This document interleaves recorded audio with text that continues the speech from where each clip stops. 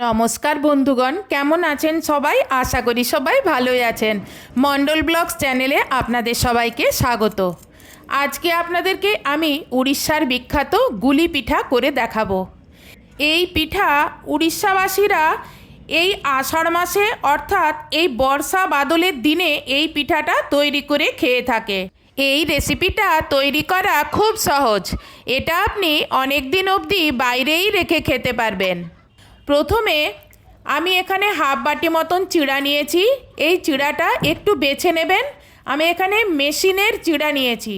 দিয়ে এটাকে জল দিয়ে ভালো করে ধুয়ে নেব। ধুয়ে নিয়ে এটাকে ভিজিয়ে রেখে দেব। এবার একটা বড় গামলা নিলাম। এই গামলাতে প্রথমে এই রকম একটা ছোট বাটির এক বাটি আটা নিলাম, আর হাফ বাটি আটা নিলাম, আর সাথে আর হাফ ময়দা নিলাম। আটা ময়দা নিয়ে আরও এই বাটিটা এক বাটি করে এটাও নিয়ে নিলাম।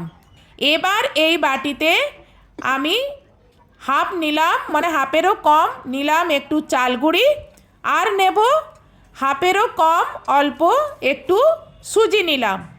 দিয়ে এটাও আমি এর মধ্যে মিশিয়ে দিলাম। এবার এর মধ্যে দিলাম 1 চামচের মতন কালো জিরে, আর দিচ্ছি পছন্দ মতন চিনি। আমি এখানে এক বাটির থেকে একটু কম চিনি দিলাম। পরে আমার আরও চিনি লেগেছিল, আমি পরে আবারও চিনি দিয়েছিলাম। আপনারা আপনাদের পছন্দ মতন চিনিটা পরে দেখে আবার দিয়ে দেবেন। এবার এর মধ্যে দিচ্ছি কলা। আমার এই আটা ময়দার এই পরিমাণে আমি এই রকম পাকা 3টে রোগা কলা নিয়েছি। এই 3টে কলা নিলেই আমার যথেষ্ট। একটা নারকেলের হাফ অংশ নিয়ে নারকেলটা সেখান থেকে ছাড়িয়ে কালো ছালটা ছুলে তারপর ছোট ছোট করে এইভাবে টুকরো করে এর মধ্যে মিশিয়ে দিলাম। আপনারা কুড়িয়ে না দিয়ে এইভাবে ছোট ছোট করে টুকরো করে দেবেন। পরে খাওয়ার সময় মুখে চিবিয়ে খাবেন, খেতে খুব ভালো লাগে। আর এই দেখুন চিড়াটা কত সুন্দর ভিজে গেছে। আমি এখানে হাতে করে একটু মুলে নিয়ে তারপরে এটা এর মধ্যে মিশিয়ে দিলাম। আর এখানে দিলাম এক বাটি আগে থেকে জাল দিয়ে রাখা নর্মাল দুধ দিলাম। আর এটাকে এবার ভালো করে মেখে নেব। প্রথমে কলাগুলো আস্তে আস্তে করে ভেঙে নেবেন, তারপরে হাতে করে পুরোটা একসঙ্গে এইভাবে মাখাতে থাকবেন। দেখবেন কিছুক্ষণ পরে এটা টাইট হয়ে যাবে।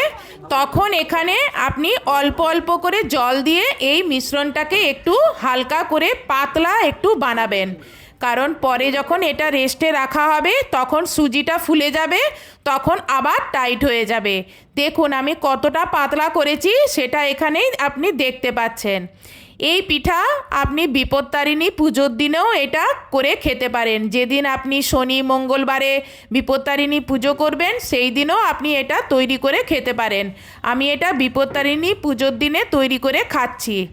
এই দেখুন আমি এখানে 1 থেকে 1.5 ঘন্টা অবধি রেস্টে রেখেছিলাম। মানে আপনি এটা দুপুরবেলায় মাখিয়ে রেখে দেবেন আর সন্ধেবেলায় এটা ভেজে খাবেন।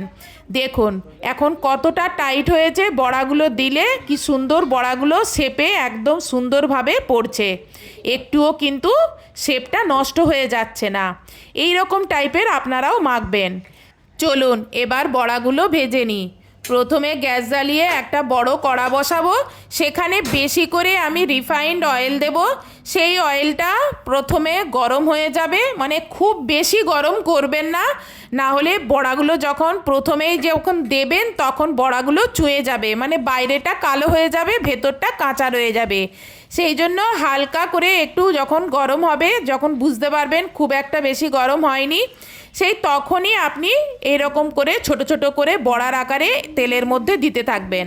আপনারা নিশ্চয়ই দেখতেই পাচ্ছেন আমার তেলটা কিন্তু খুব একটা বেশি গরম হয়নি। এবারে এটাকে মিডিয়াম আঁচে রেখে, মানে লো টু মিডিয়াম আঁচে রেখে এটাকে অনেকক্ষণ ধরে ধৈর্য ধরে এটাকে গোল্ডেন ব্রাউন করে ভেজে তুলে নিতে হবে। দেখুন আমার কত সুন্দর গোল্ডেন ব্রাউন হয়ে এসেছে।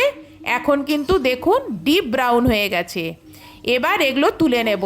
আস্তে আস্তে করে ভাজলে কি সুবিধে বলুন তো, ভেতর অবধি ঠিক করে কুক হবে। আর যখন আপনি বড়াগুলো দেবেন তখন বারে বারে কিন্তু এইভাবে একটু মেখে নেবেন, দিয়ে তারপরে বড়াগুলো দেবেন। তাতে কি হয়, বড়াগুলো খুব ভালোভাবে ফুলবে, ভেতরটা একদম স্পঞ্জি টাইপের হয়। এটা দ্বিতীয়বারে দিয়ে দিলাম। দিয়ে তারপরে এটাও কিছুক্ষণ পরে যখন দেখবেন বড়াগুলো একটু শক্ত হয়ে গেছে তখন বড়াগুলো খুন্তি দিয়ে আস্তে করে এইভাবে উল্টে দেবেন আর ধৈর্য ধরে এগুলোকে গোল্ডেন ব্রাউন করে তারপরে তুলে নেবেন। এই দেখুন আমার দু ব্যাচ কি সুন্দরভাবে ভাজা হয়ে গেছে আর কতগুলো হয়েছে দেখুন দু ব্যাচে। কত অল্প পরিমাণ আটা ময়দা সুজি চালগুঁড়ি নিয়ে মিশ্রণটা তৈরি করেছিলাম। দেখুন দু ব্যাচে আমার কত গুলি পিঠে হয়েছে।